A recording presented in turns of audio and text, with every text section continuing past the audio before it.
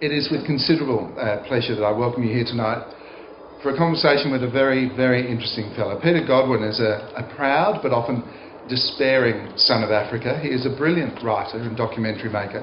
He's an occasional enemy of the state in Robert Mugabe's Zimbabwe, although when I pressed him on it the other day, he said he considered himself no more than a horsefly. What he has done for years now, though, is tell the stories of those, thank you very much, tell the stories of those who are unable to tell. Would you please welcome Peter Godwin?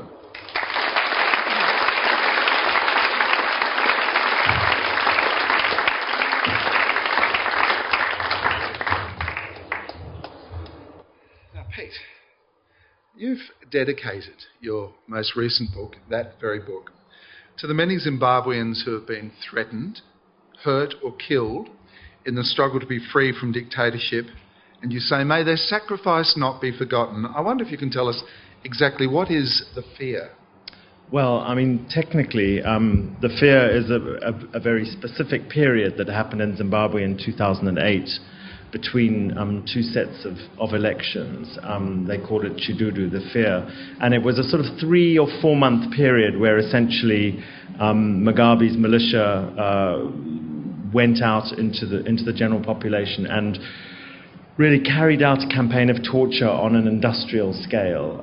They used schools. The schools were empty by then. They used them as torture bases, and they tortured tens of thousands of people. And I think that it's still, my motivation in writing the book was that what tends to happen after these things is that the wheel turns, there's some sort of political accommodation or whatever, and people try and sweep it under the carpet. So I was determined in this book to essentially to name names and to be very specific about what happened. I wonder if you can tell us a little bit about what you saw and what others told you. Yes, I mean, it happened very gradually, and it was. I've deliberately written the book in the first person and in the present tense because what I'm trying to get across is what it feels like to be in that situation where the first reports are confused and contradictory, and you think maybe people are exaggerating and you don't quite know what's going on, and there's that sort of, it's that fog of war they always talk about. And so it's not initially that obvious. It's not easy to recognize. And then slowly, the more people you talk to, that you suddenly start to see the shape of what this thing is. So initially, what happened was, in fact, we saw people. I was traveling with my sister, and we saw people being pushed by the side of the road in wheelbarrows. And because at that time in Zimbabwe everything was in short supply, including fuel, we sort of made some flippant remark about this is how you got a taxi now, you went in a wheelbarrow. But in fact, those were the first people, those were the first torture victims being wheeled back home by their relatives because they had broken arms and broken legs and they couldn't walk, and there were no ambulances, and they were scared of the police, and they had been warned not to go to hospitals. And in fact, the government hospitals by then had completely collapsed. And when I say collapsed, I mean it. I mean in the sense that they had no running water, no electricity, no drugs, no working staff, nothing. So eventually, some of these people started turning up at the private hospitals, and that's where I started to encounter them and conduct interviews. Sounds like we're on a liner that's just stopped. Hopefully it won't turn over. And I mean, what I might do, with your indulgence, is just read a tiny little flavour of the first hospital that I went into, which some of you, I'm sure here I recognise some Southern Africans, some Zimbabweans specifically, called the Avenues Clinic, which is one of the main private hospitals in Harare. And because my mother had been a doctor and because I knew quite a lot of people, it was relatively easy to sort of get in and then start to talk to people. But this was the first time I went in and I wasn't really quite sure what to expect or what one would find there. And I went in with a nurse who was working for one of the NGOs. And I'll just read you a little bit just so that you can see what it's like. It's also really, what it also does is place me because I wasn't quite sure what I was doing there. I had gone to Zimbabwe on a very specific assignment for a magazine. I'd been sent there because, if you'll recall, just after that first round of the Zimbabwean elections in 2008, it looked like Mugabe was going to stand down. There was a sort of dizzying moment of hope. In fact, the window was about 3 weeks, essentially. And in that 3 weeks, I was commissioned to go because it looked like it would be an end of an era. And as I've made no bones about in the book, I mean, I was essentially going to dance on Mugabe's political grave, and happy to do so. But then what happened was they wouldn't release the results.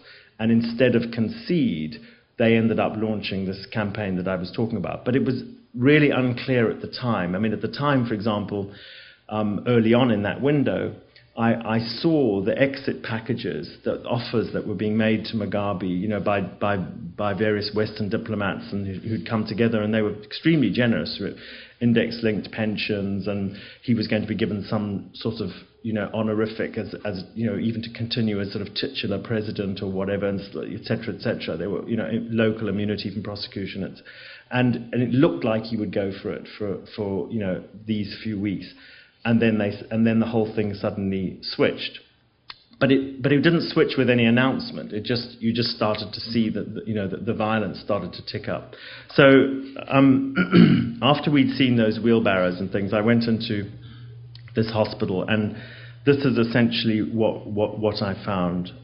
I'll read from this. White man's flesh marks easily. It is a pale canvas on which the path of pain is easily painted.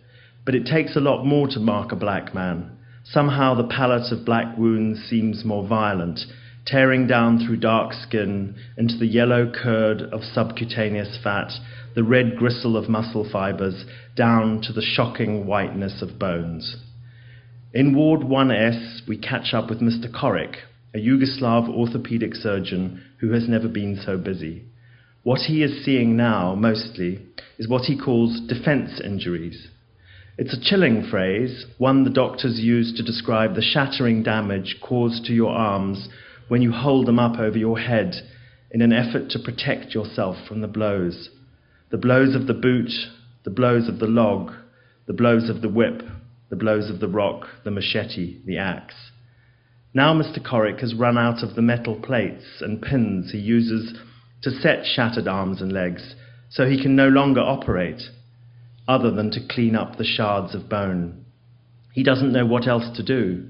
I can't just discharge someone with fractured tibias, he says, head in hands. In Ward 1S2 are Si Mutekele and Happiness Mutata.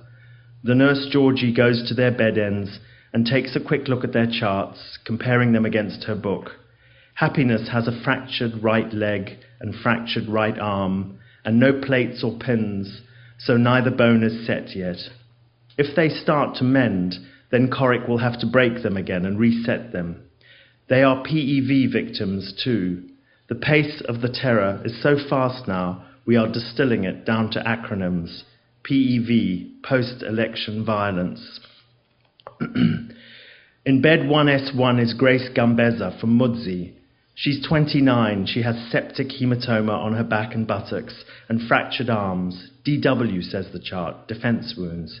She also has a tiny baby that is still breastfeeding. The nurse brings her in, a bundle wrapped in a white hospital sheet, and tries to hold her to Grace's breast to feed. With 2 broken arms, Grace cannot hold her baby to her own breast. It is one of the saddest things I've ever seen. Grace weeping silently, her broken, unset arms lying uselessly at her sides as the nurse holds the crying baby to her breast and tries to get it to feed. Georgie looks up from her patient log, shakes her head, blinks rapidly and takes off her glasses, pretending to clean them. Then, not trusting herself to talk, she turns on her heel and marches off to the next patient. Bed after bed, in ward after ward, on floor after floor, is filled with Mugabe's victims. A hospital full of those he has injured, tortured, and burned out of their homes. As I shuttle between the torture victims, moving from bedside to bedside long after Georgie has left, and on my return to bedsides here and in other clinics, copiously noting down the details of their experiences, I feel helpless, frustrated and angry, and I'm not sure what I can do to help. My role is unclear to me. I wish there were a better word than victims to describe what these people are. It seems so inert, so passive and weak, and that is not what they are at all. There is a dignity to their suffering. Even as they tell me how they have fled, how they have hidden, how they have been humiliated and mocked, there is little self-pity here. Survivors, I suppose, defines them better. Again and again, as I play stenographer to their suffering, I offer to conceal their names or geographical districts to prevent them being identified. But again and again, they volunteer their names and make sure I spell them correctly. They are proud of their roles in all of this, at the significance of their sacrifice, and they want it recorded. I shrink from generalizing what they have gone through, because it can feed into that sense that this is some undifferentiated, amorphous mass of third world peasantry, some generic, fungible frieze of suffering, one that animates briefly as you intersect with it, rubbernecking at it, a drive-by misery that disappears as you motor away over the horizon. And for the first time in trying to work out why I'm here and whether it's constructive, I find myself settling on a phrase that I had always avoided, a description I'd found pretentious, but that now seems oddly apt: bearing witness. I am bearing witness to what's happening here, to the sustained cruelty of it all. I have a responsibility to try to amplify this suffering, this sacrifice, so that it will not have happened in vain. I feel too like a prompt at a play. After dozens of hours of this, I often know before they speak what they will say next. I didn't write the words, nor can I change them, but I know exactly what they'll be because I've heard them before, because there are so many who have been through this torture factory, and that's what it is. It is abuse on an industrial scale, with the torturers following a script handed to them from above. There's no spontaneity to this evil. It is ordained from the top. It is hierarchical, planned, and plotted. Mugabe's men have even given it a name. They call it Operation Ngati Pedze Navo. Let us finish them off. And just as Operation Gukurahundi, which I witnessed in Matabeleland all those years ago, was an operation to shatter the structure of an opposition party, so this one has the same aim. Two operations separated by nearly 25 years, but apparently nothing has changed. Beneath Mugabe's spurious air of correctness, this is the bloody reality. These shattered limbs and broken lives. This, quite simply, is the base upon which the tyrant's power ultimately rests, and it is one of fear.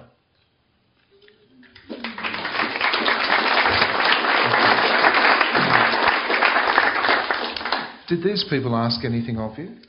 They clearly trusted you enough to tell you.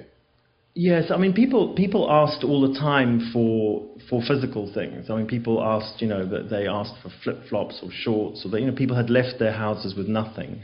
So one was, they asked also often for things, for reading material, for Bibles, for, all manner of practical things. They asked for cell phone time. Often they asked us to try and get hold of their relatives to let them know what had happened.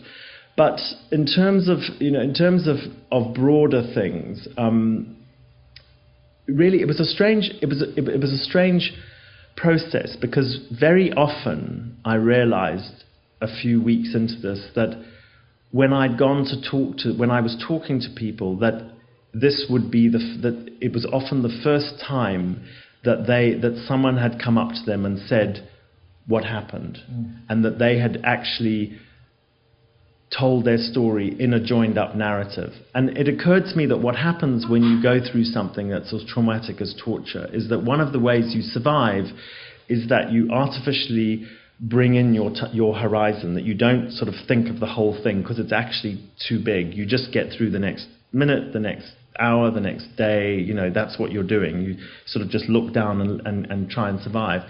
And then when someone comes and says what happened, and they were telling it as a sort of linear story, as a narrative for the first time, and often you could see they would break down, because this was the first time that they had had the luxury to actually take a step back and then recognize for themselves the enormity of what had happened to them. And what about that process of encouraging people to tell a story, but understanding the fragility of the circumstance, and that by showing a candour towards you, that the pain also bubbles back up to the surface. Yeah, I mean, and I think that for people who've been through these kind of things, there's this weird feeling where something is both traumatic and cathartic at the same time. That it's almost, you've sort of got to go through that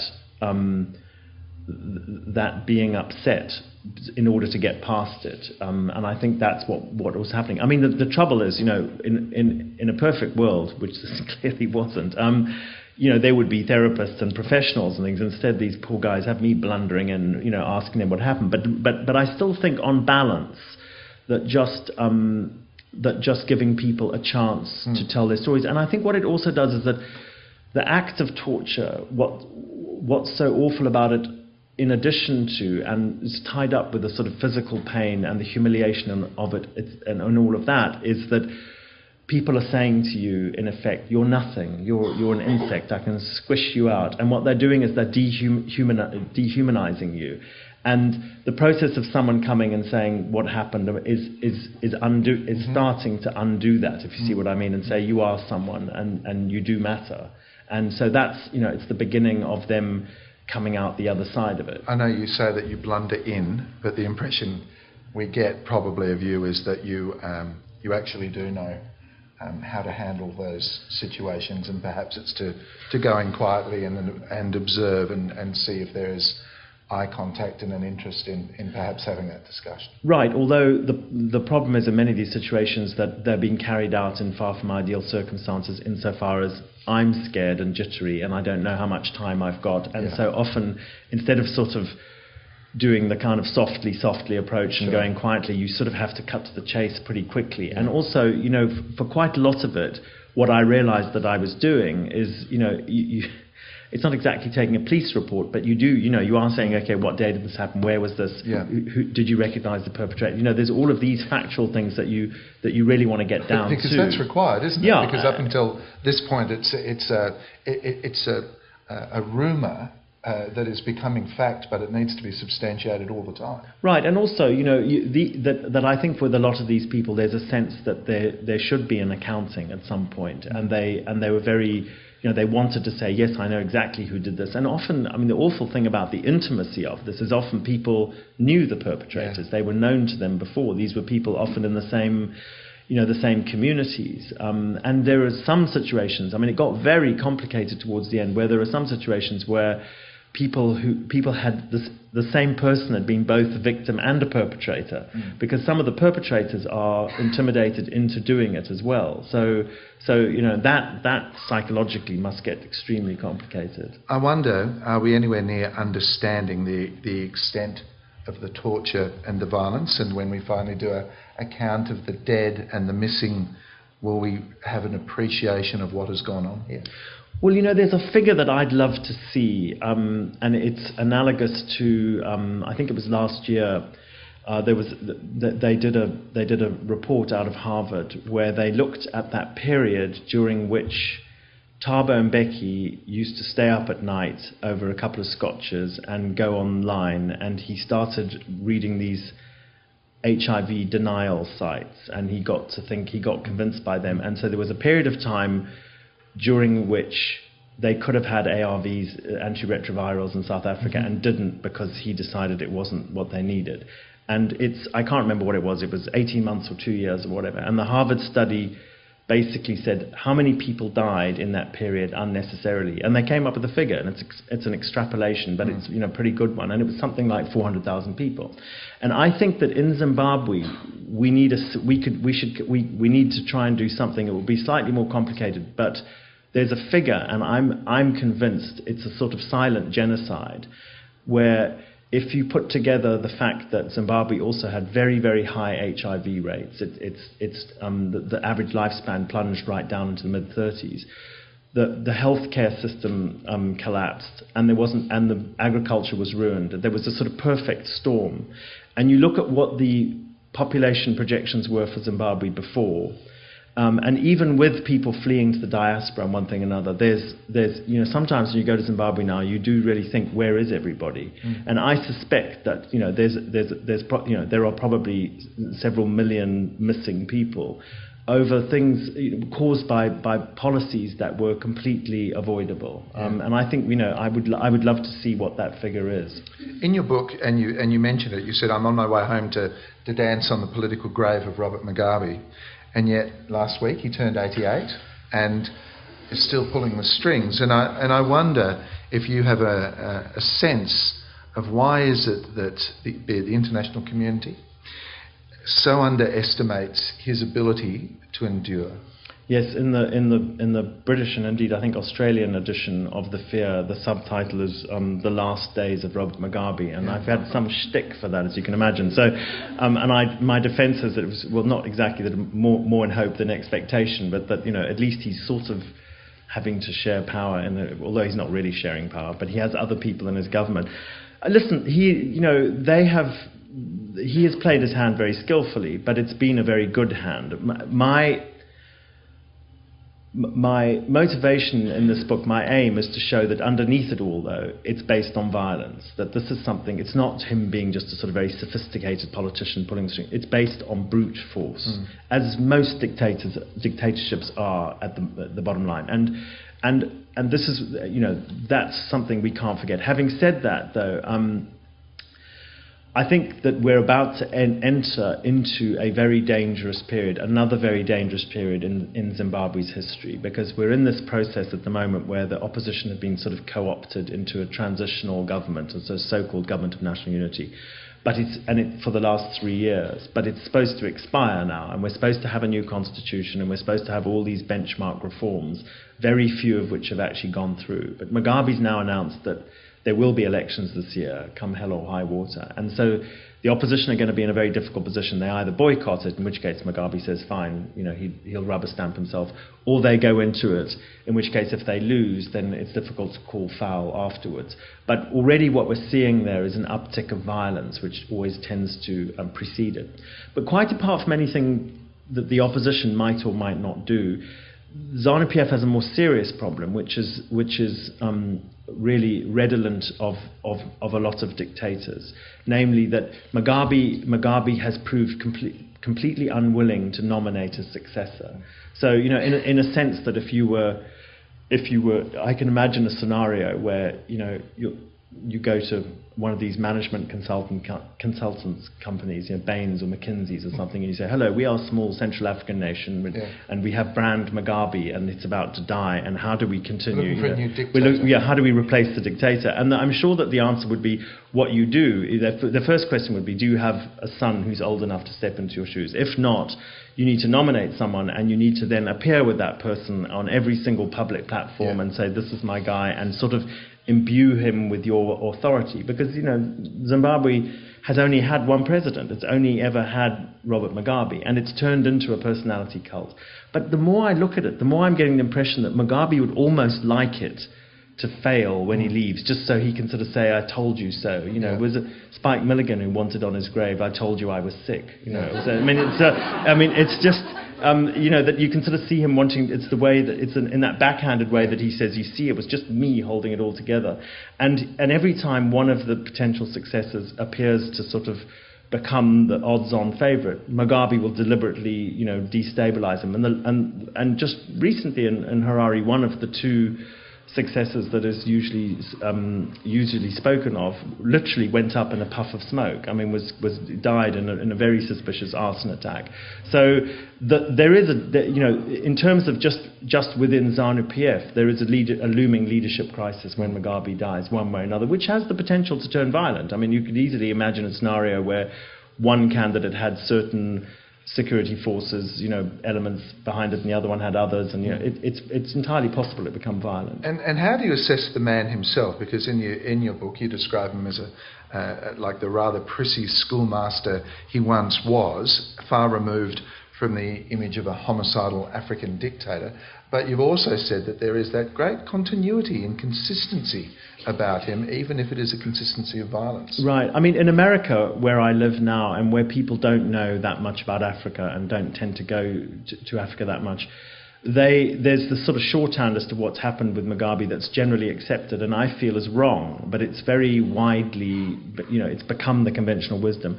Namely that, that in 1980 Mugabe comes in and that everything essentially goes swimmingly for sort of nearly 20 years until in the late 90s Mugabe has a sudden rush of blood to the head, caused partly by the death of his Ghanaian wife and the fact that he then gets a Grace who's 40 years younger than him, and one thing another, and then it all goes wrong. And I don't think that's true at all. I mean, I think he's been very consistent in his use of violence as a remedy to political obstacles. And I think that you see it. I mean, if you go back, you can check the boxes. You can see the guerrilla war itself, whether morally justified or not, is a violent response to white intransigence. In 1980, in those first elections, where all the guerrillas and the army and everybody was supposed to sort of pull back to demilitarize the voting, he left a lot of his best guerrillas out in the field, and they threatened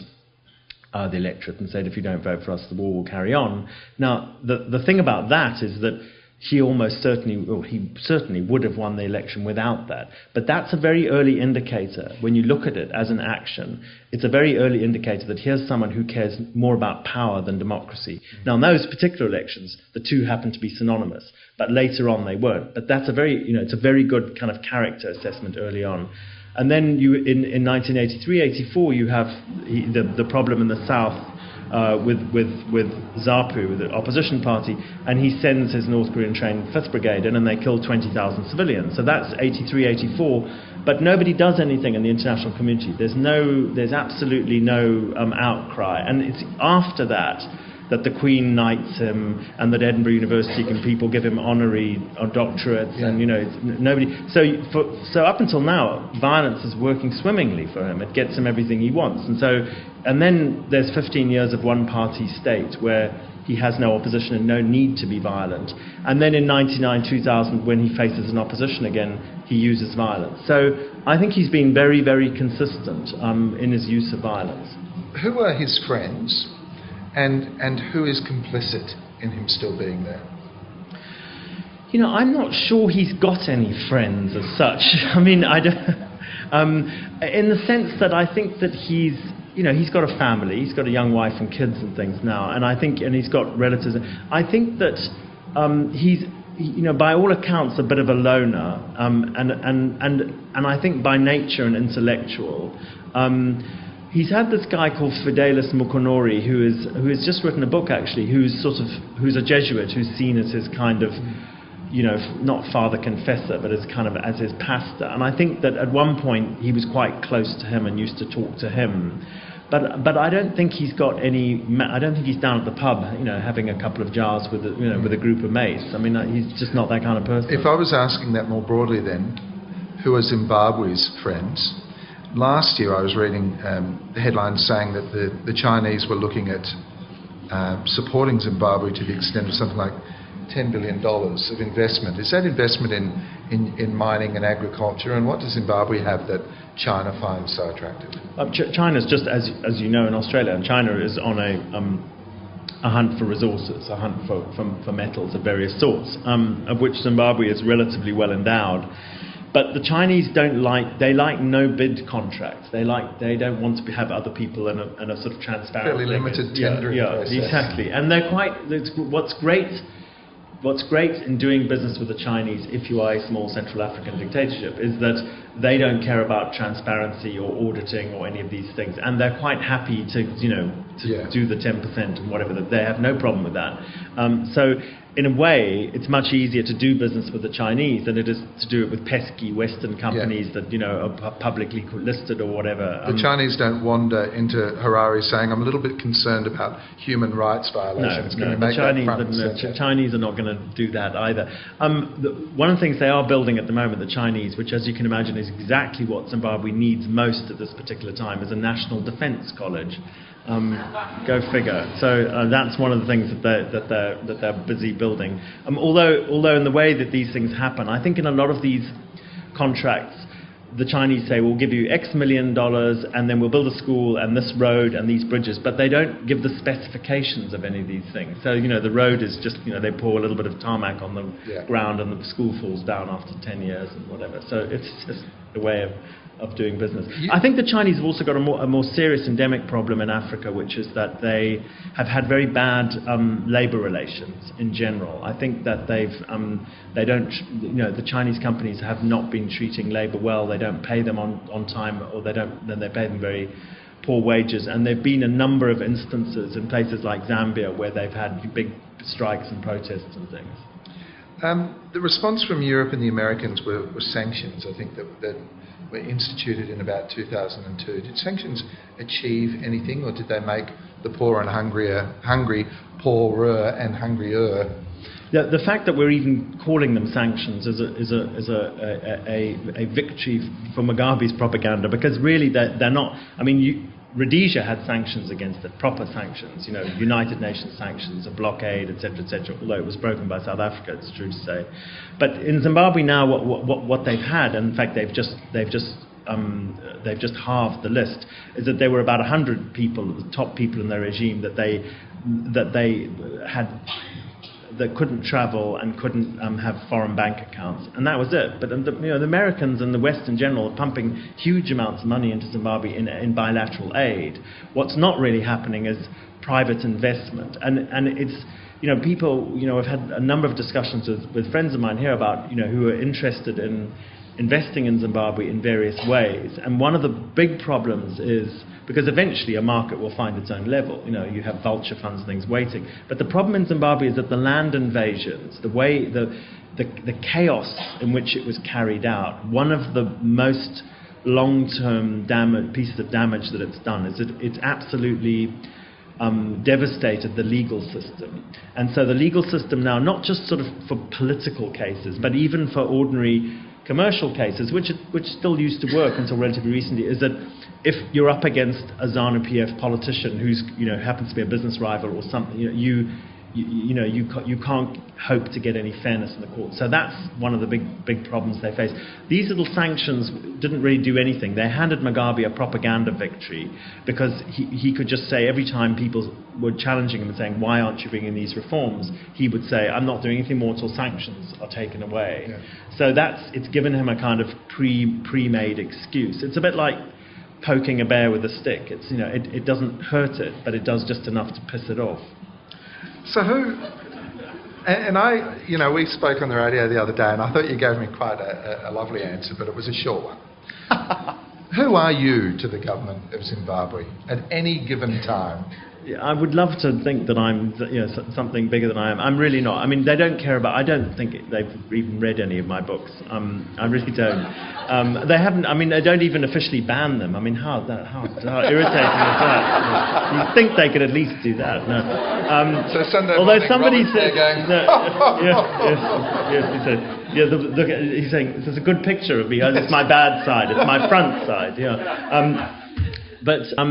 When people tell me in Zimbabwe that my books are sometimes available, but they don't. The bookshops, such as they are, don't put them on display. That they sort of, it's a bit like they put them they have them, something for the weekend, sir, and they bring it out and put in a paper bag and slide it over the thing, and you put it under your Mac and scurry out. So, although they had a weird incident a few weeks ago where Morgan Chenjerai, the leader of the opposition, has brought out a massively long autobiography. I think it's sort of nearly 1,000 pages, and it's called something like The Deep End, or In at the Deep End, or something. And a bookshop in Victoria Falls was stocking them, and they were all seized. And so they do ban some books, just not mine, luckily. But tell me the circumstances in which you were declared an enemy of the state. What does that actually mean? It was they have different ways of doing this. My enemy of the statehood is relatively antique, and I like to think now has kind of some sort of statute of limitations may have come into play.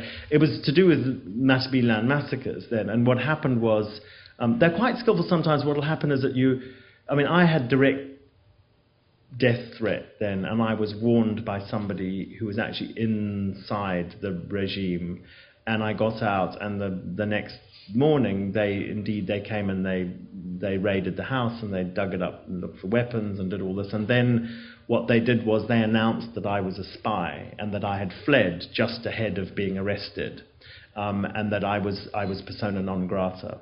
And so that was the situation for some time. I left the country, and although they didn't do anything to my parents, interestingly, at that point. But my mother, as a doctor, was quite well connected, sort of just, she trained a lot of people, and I think they just stayed out of it.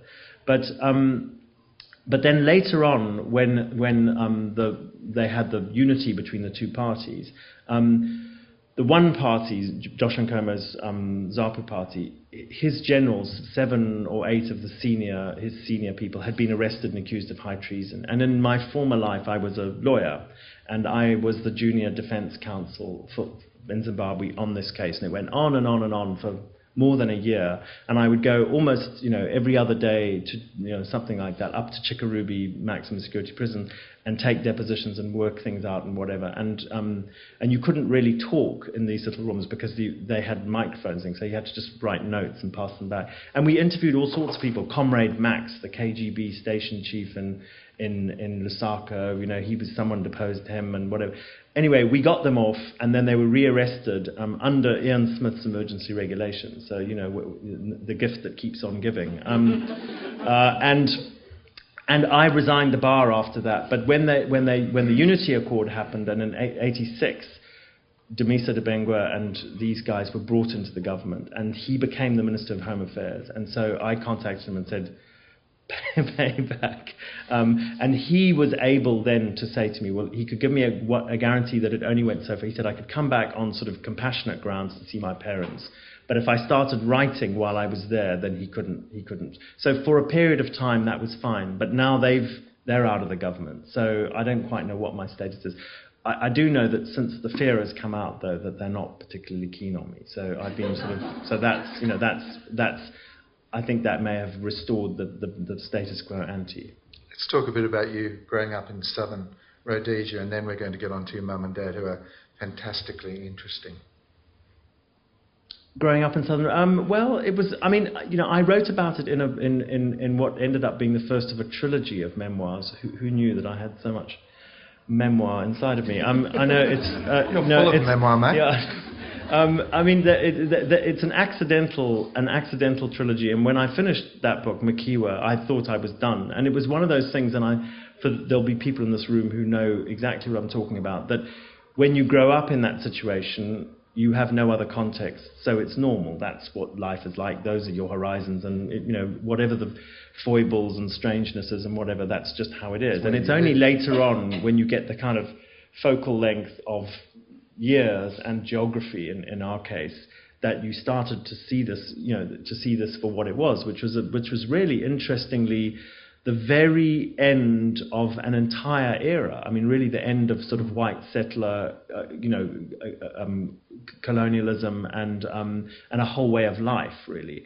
And that was sort of what motivated me to write Makiwa, because I felt like this had now disappeared. I mean, it had disappeared as a way of life, it's disappeared as a system, and it was worth recording, and that lots of people would record it, and that then our various voices would be the kind of record of what happened. And I do think in general, by the way, I mean, I do feel sometimes very self-conscious about writing about Zimbabwe as a white person, and indeed when I'm attacked for what I'm saying, when people don't like what's in here, ZANU-PF apologists and things, what they inevitably say is that their attacks are ad hominem, but they attack me essentially because I'm white, and say I have no, I have no right to write about it, or they say I'm just embittered and an ex-farmer, and I say, well, we never had a farm, and anyway, it goes back and forth. But and I think what's starting to happen now, in the way that I just described me looking back at my upbringing, is that we are now getting, and you have in Australia, a new generation of Zimbabweans in the diaspora, and of black Zimbabweans in the diaspora. And my theory is that most memoirs are written in exile, and they're written in exile. They're written at one remove either in time or in place. So you can either stay in the same place, but then, you know, when you're kind of 60, you look back and you say, well, I haven't moved from Perth, but it's a completely different place, and, you know, you evoke that world, or geographical exile, or in some cases both. And I think that those diaspora Zimbabweans are, and I know, are starting to write more and more about Zimbabwe, and that's, you arrive at the truth through all this sort of plurality of voices, lots of different people with different experiences and different lives and different points of view, and they all sort of guy ropes on this kind of central So tent. when did you start looking at home through slightly different eyes? Because you, after high school, you went straight into the I did military service, yeah. And from military service, you went to Cambridge. Is that right? Yeah, and that was the first. I think that was the first sort of shock to me, and it was a real shock because I'd never really been out of Africa before, and I went straight from high school into the war, and literally straight from the war into Cambridge. And when I arrived in Cambridge, it was the mid-late 70s, and it was going through a kind of brideshead moment. And I arrived in Cambridge, and, you know, literally sort of just a few days out of the bush, and there were all these people riding little bicycles, lots of teddy bears with little baskets in them, and baguettes and kind of berets, and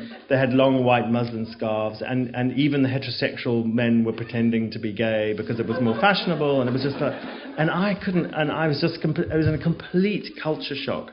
And then I realized very early on, I remember that I arrived late for the first term, and there was it was Guy Fawkes, and so with my new Cambridge friends went there, and all these kind of staccato rocket things went off, and I found myself grabbing people and pulling them under these hay bales. And then they were saying, "What are you doing? What are you doing?" I said, "Sorry." So and then very early on, I realised that the sort of little scholarships that I was so proud of, the Gradwell bequest and the something else, when I looked at them in sterling terms, they were they were very small, and foreign students' fees were going up, and I suddenly realised I had nowhere near enough money to get through. And that because of exchange control, which was still there, and because of sanctions against Rhodesia, my father couldn't get any more money out, and in fact didn't have any more money. So I went to the job centre in Cambridge, and students weren't supposed to work, and I didn't have a social security number, and anyway, I was Rhodesian, etc., etc. But I went in there and I said, "What's the best paying job you've got for someone with no experience?" And so this woman looked at me and she sort of went through her Rolodex. They didn't have computers, that's how old I am. And she said, "Well, you could work in the sewerage farm, sort of stirring shit with a stick." And I said, "No, that's not." And then I'll do that later. She looked at a few more things and said, "Well, there's one just outside Cambridge that you could do." And she said, you could be the person who you could work in the mental hospital. And said, And she said, you would be the person who, when the patients are violent and they attack the staff, you restrain you jump on the patients and restrain them. And I thought, well, I've just come out of the region war. I'm sure I could do that. So I remember saying to her, I said, "Would I be armed?" And she said, "No, you wouldn't be armed." Would I get into trouble for killing anyone?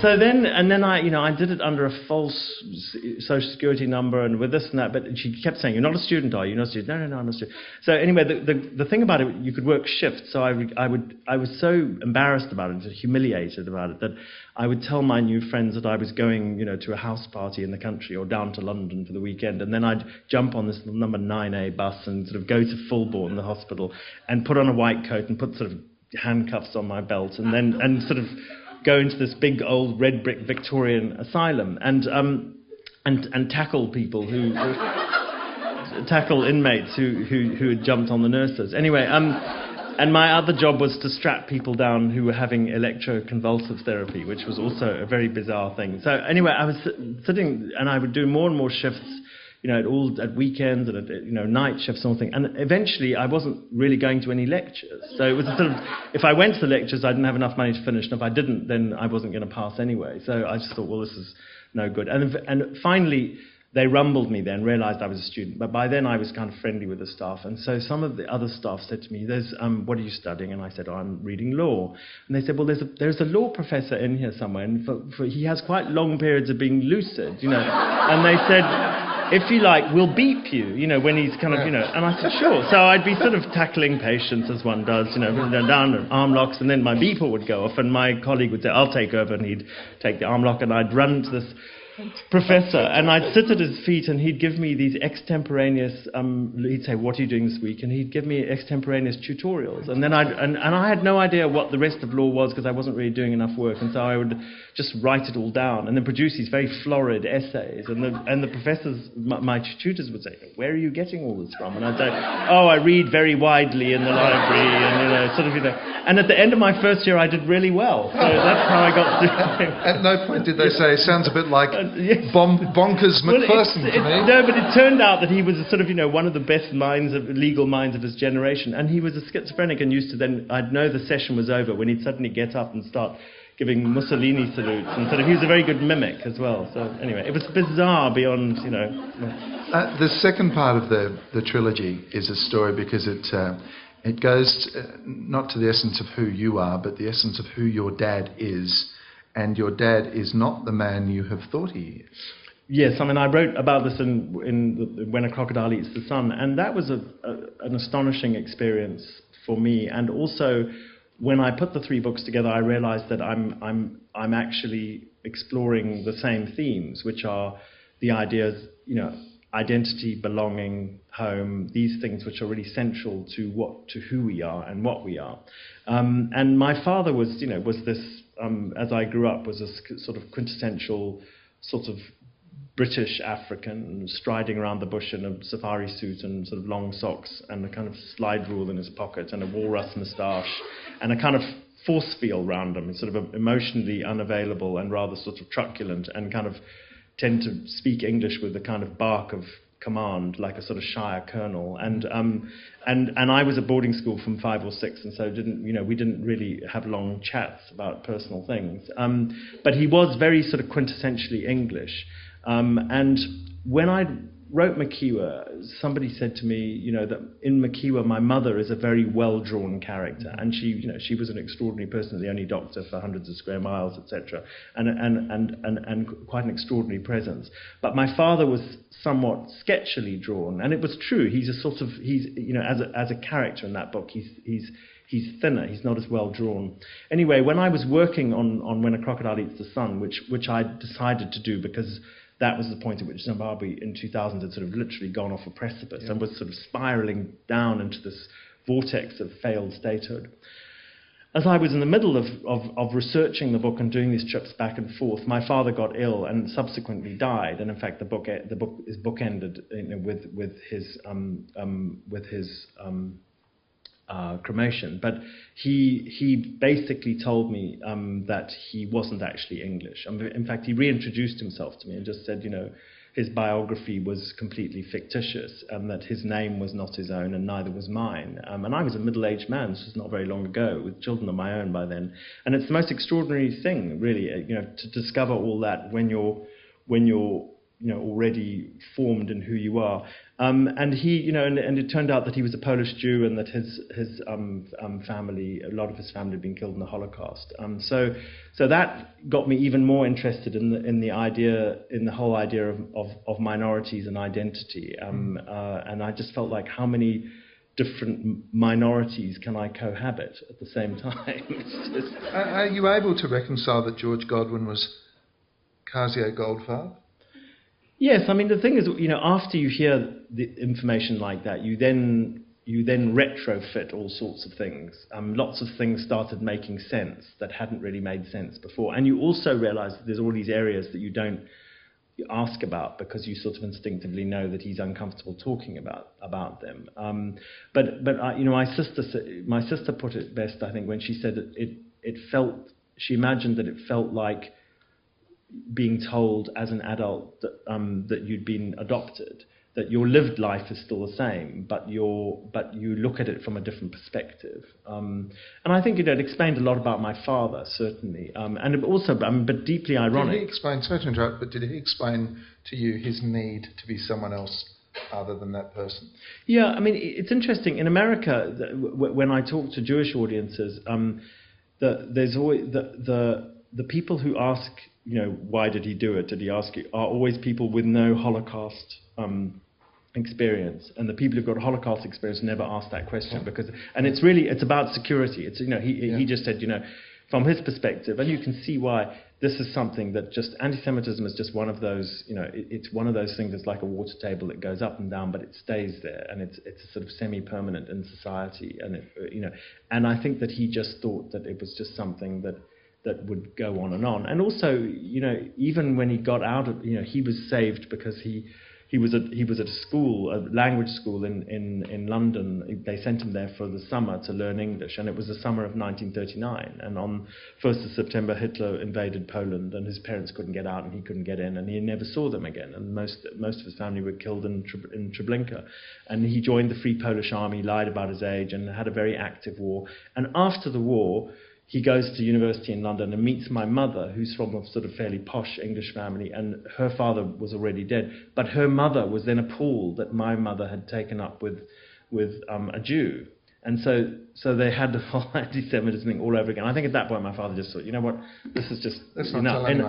And so they got married, and then they went to Africa. He went first. And when they made that trip, he left England as one person, and he arrived in Africa as a new person. He changed his name sort of just before he left and cut off, and that was it. But she always knew. Did your mother ever speak about what that experience must have been like, and then her role in, of course, keeping it from you children? Right. I mean, I think she talks about it. I mean, she talks about her mother. I think her mother. I don't know why her mother. I mean, she was from a long line of English Episcopalian Anglican priests, so I think that was probably part of it. But eventually they were reconciled. I mean, my grandmother, my mother's mother, did once come out to Africa, and she came out. I don't remember anything about it, and apparently I was about 3, and she looked at me and said, "Has this child been baptized?" And my mother said, no, actually, we sort of, no, he hasn't. So my grandmother said that was her mission on this trip, was to get me baptized. So because she was well connected, she got the Bishop of Salisbury or something in the cathedral and said, "You're going to baptize this child." And he looked at me skeptically because I was a little old to be baptized. And then he sort of grabbed me to put me in the font. And when I sort of realized he was going to dunk me in this thing, I took off. And so apparently they spent several hours, sort of cordoning off the pews, trying to corral me. So that was her big... So in the end, they were reconciled. I did ask you this the other day, but I like the phrase very much, that you've been described as a chronicler of other people's courage. You proud of that? Well, I think that especially when there are people who otherwise wouldn't come to our attention. Actually, I mean, there's a tiny little bit there's one guy here who I will give you, if I can find it, an indication of what I'm talking about. Excuse me a second. This guy I wrote about in the Fear, and his name is Chenjerai Mangezo, and he had the bright idea to stand as an MDC local councillor in a heavily ZANU-PF area, and I'd heard about him, and so I went out to find him. Chenjerai Mangezo's kraal is a couple of miles further up a rutted track. It's very modest. Some maize fields, ground nuts, drying in woven baskets, clucking chickens, a couple of thatched mud brick huts, and a rectangular building in a damaged state, one of its walls demolished. Mangezo's decision to stand in the last elections as an MDC candidate for Bandura Rural District Council, a hardline Mugabe institution, was brave to the point of foolhardiness. And in spite of all the chicanery and fraud and intimidation, he won. Mugabe's ZANU-PF party officials were enraged. Shortly afterward, deep into a starless night, a large posse of Mugabe's men surrounded this small house.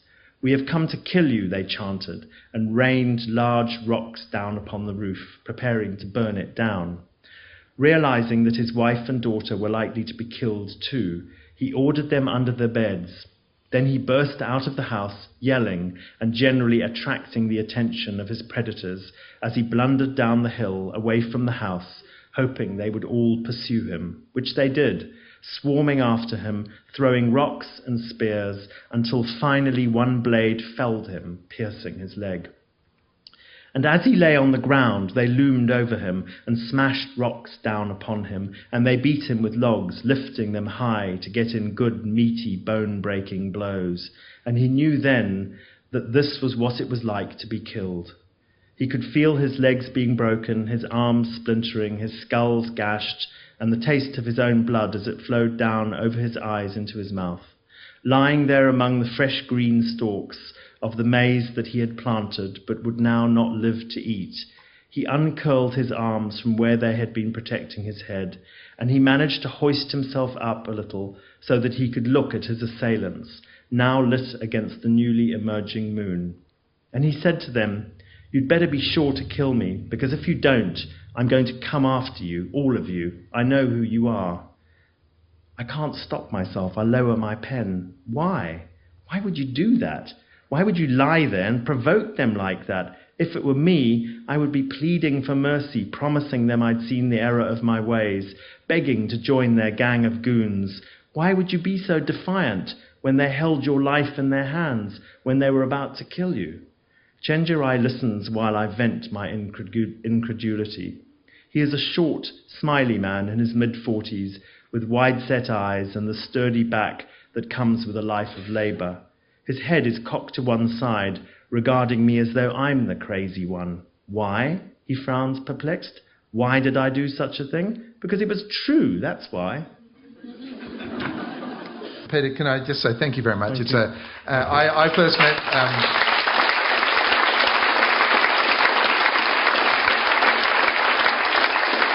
Peter was one of the first interviews I did when I came back to Perth and ABC Radio, and I remember thinking then that it was it told me what a great job this was going to be, and it's fantastic. You write beautifully, and you speak even more beautifully. Peter Godwin, thanks so much for Thank being you. here. Thank you very much.